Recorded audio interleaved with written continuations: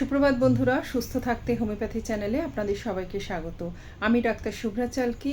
আজকে আপনাদের সাথে আলোচনা করছি জ্বর নিয়ে। এটা এমন একটা সময় যখন প্রতিটি ঘরে বাচ্চা থেকে বুড়ো প্রত্যেকেই কিন্তু জ্বর, কাশি, সর্দির সমস্যায় ভুগছেন। প্রত্যেকের জন্যেই একটি মেডিসিন আছে যেটা আমি বলবো, আপনারা নিয়ে রাখুন। সবাই খেতে পারেন, সব বয়সের মানুষই কিন্তু এটা খেতে পারেন।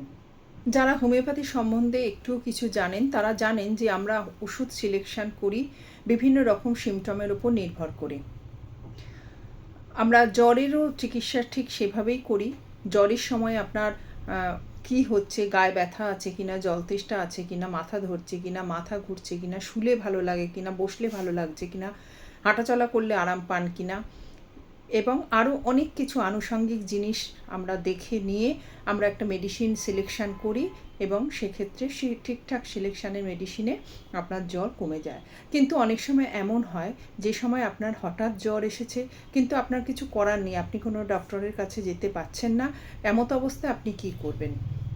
এই অবস্থায় একটি হোমিওপ্যাথি ওষুধের কথা আপনাকে আমি বলে দিচ্ছি, যেটা আপনারা হাতের কাছে রাখুন। এবং যদি আপনার জ্বর আসছে এবং আপনি কোনো ডাক্তারের সাথে ঠিক সেই মুহূর্তে পরামর্শ করতে পারছেন না বা ওষুধ নিতে পারছেন না, তাহলে এই ওষুধটা খান, আপনার জ্বর নিশ্চিতভাবেই কমবে। চলুন দেখে নিই।